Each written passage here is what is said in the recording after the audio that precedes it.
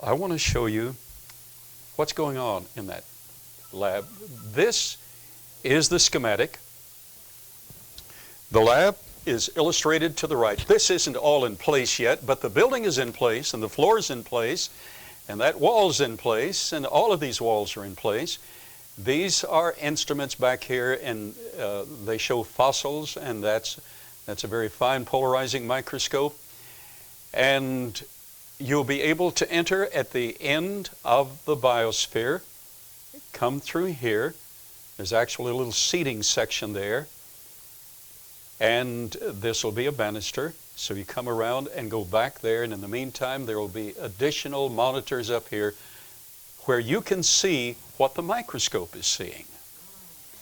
Well, my friend,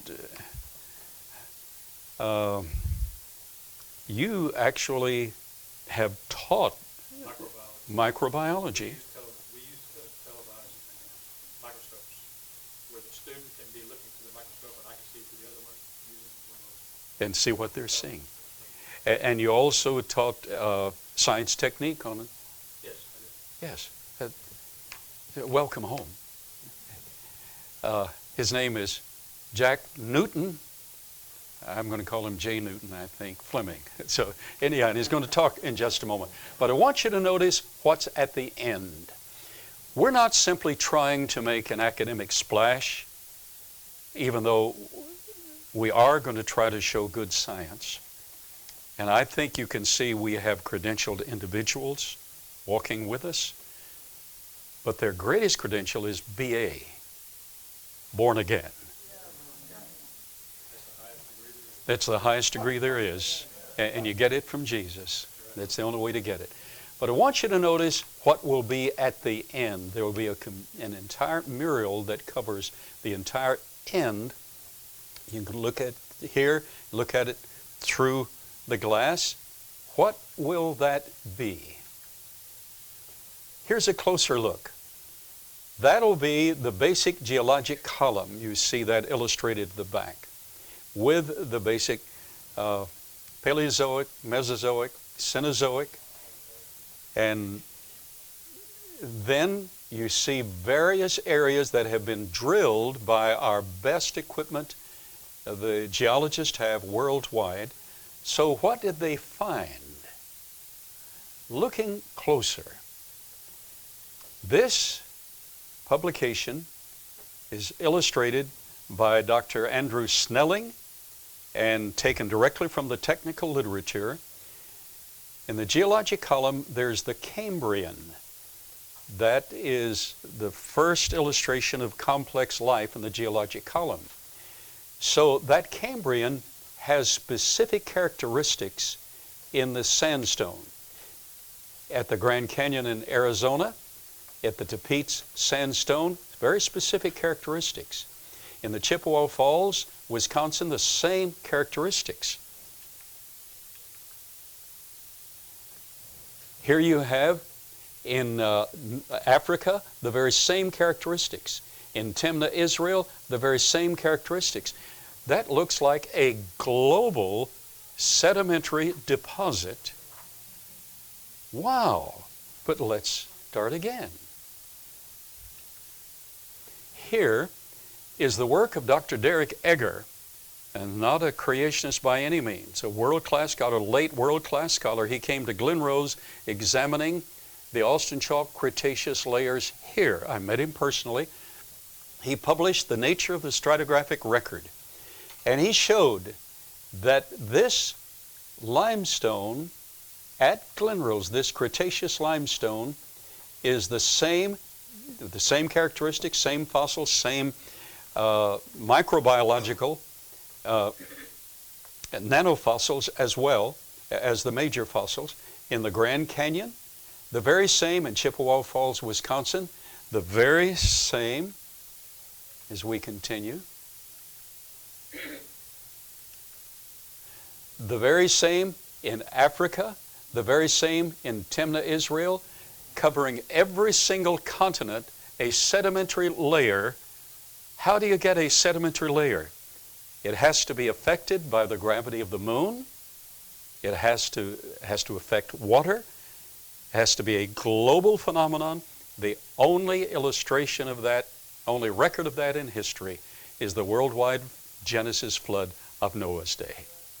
We're just trying to do good science. Would you welcome this scholar, our brother Fleming?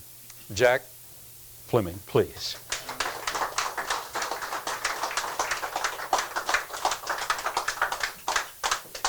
You have to understand this about all these sedimentary deposits that we've got right here. We're talking about the great flood of Noah. Before the great flood of Noah, the earth was just one continent. The Bible says that, and science says that. A guy named Wegener back in 1925 surmised or hypothesized that the earth was all one place at one time, one continent. The Bible says the same thing, that the earth was one continent. Why? Because it says that all the seas were gathered into one place and the land was brought up out of one place. So even the Bible describes one place coming up out of the ocean, which were in one place. Now, there wasn't as much water on the surface at that time as there is now, because a lot of it was under the crust of the earth in magma. The thing that distinguishes magma from the core molten lava that's in the core is the presence of water molecules in the magma. When the volcanoes erupt, not only do you get the magma flowing out, but you get tremendous steam vents open up, and all that is when the steam is being, or the water is being released from the magma, causing the steam. When the fountains of the deep opened up, people, it was tremendous flow of water coming out of the ground, because as soon as the pressure is off of it, what happens? It all becomes water, not vapor, but water. Okay, so the Bible says that for 40 days and 40 nights. We had rain, but we had more than that, because it says the great fountains of the deep were opened up. And it says that it rained down upon the earth for 40 days and 40 nights. If you calculate that, which I did, there were about 960 minutes in that length of time. That means that the deposition rate was about 7 to 8 feet per hour.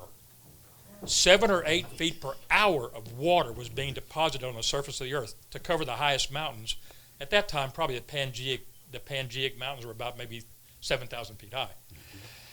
We're talking about such a tremendous amount of force involved here, people, that is beyond man's imagination to understand exactly how much force that was. 62.4 pounds per cubic foot is what water weighs.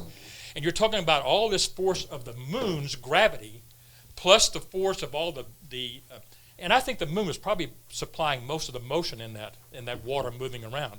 You had turbidity flows from mountains under the ocean. You had all kinds of things going on, mud flows, lahars, and everything else, all going on at one time. That is a tremendous force. God completely altered the appearance of the earth from all of that. The original mountain ranges were marrowed down to little short mountains like the Appalachian Mountains and the Ozarks and the Ouachitas and everything else. Those are some of the original mountain ranges. So this thing actually scoured the earth and changed everything. But now we get back to this transgression, regression cycles about how this was deposited. Now, with the moon's gravity causing all this flow to come in and come out, if you get that back up, the moon is here and the earth is here. The earth rotates counterclockwise. Right here. If you look down on the north pole of the earth is rotating anti-clockwise. And the moon is going around the earth anti-clockwise too. So it takes 27 days for the moon to go completely around, and the earth rotates one complete rotation every 24 hours. All that combined together, people, the rotation of the earth causing the motion of the water, the moon causing the motion of it, you had the water coming in and going out, and coming in and going out. And as it did that, like you said, on 12-hour cycles or whatever cycles it was, it could have been different in some places, but 12 hours makes sense. It would bring the sediment in, the gravity would cause it to come down. Then sands would come in. As that water went out, then the water would start flowing away back to the ocean, and it would drag the sands from the surface in and cover that up. And then here comes the ocean again with that organic material that's being deposited, another layer of limestone. Then the sands come back. Then the limestone, then the sands. You can get as many cycles in that as there of the water that's coming in and out. I've seen 30 or 40 transgression regression cycles. And under that, you get the coal deposits that are starting to form and everything else. Tremendous amount of force. Pangea now is in one place, and I should have had a picture of Pangea that I could put up there. But you imagine all the continents in one place. The east coast of North America slid down onto the west coast of Africa right there. So they both were connected together. This place right here was not here during Pangea. It was about 1,000 miles that direction out in the middle of the Atlantic Ocean is where it was at. Because now there's 3,600 miles that separates the east coast of the United States from the west coast of Africa. That means it's spread apart 1,800 miles, you know. So this place was located out there in the Atlantic Ocean. And it was surrounded by land. So the only thing that was going on here was not rivers flowing into the oceans. It was water coming in and out and leaving these deposits here as it moved in and moved out and moved in and moved out. Okay? Hydrologic sorting caused the small stuff, the big stuff to settle first, and the small stuff on top of that, that's hydrologic sorting. And the sands were doing the same thing. The large deposits of the large crystals of sand came down first, and the smaller crystals, you get those same cycles in it. You get the big stuff at the bottom and the thin stuff at the top. People, it's all biblical as well as scientific. The scientists of today, which are evolutionary scientists, are uniformitarians. They think that this happened over great, huge periods of time. I got a paper on time, too, that you need to read about what time is all about. There wasn't a great, huge period of time. But they had to have a lot of time, see, to make evolution work.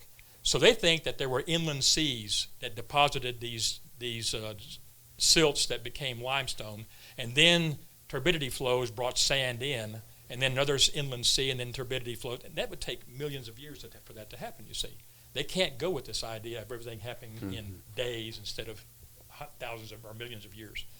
So, but the millions of year thing doesn't work out as well as the catastrophic geology does. Catastrophism is more explanatory. When you come to the geology of what we see now, catastrophism is what it is. They can't explain why those same geologic formations in the Cambrian occur everywhere around the world looking the same. They can't explain that with their inland seas and little, hydrologic events here and separate events over here.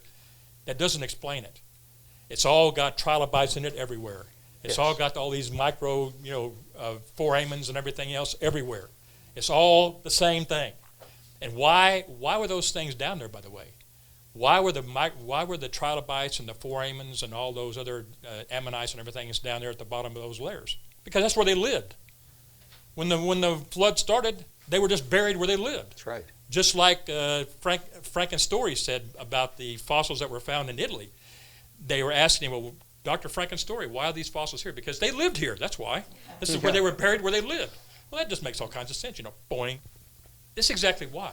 So as you come up the geologic column and you see all these different organisms that lived at different layers called, those are called index fossils, by the way. Yes. Those all lived in the same place, they all were found in the same place they lived, all right? That's what I called ecological zonation. That's what I called it, ecological zonation. They were buried where they lived.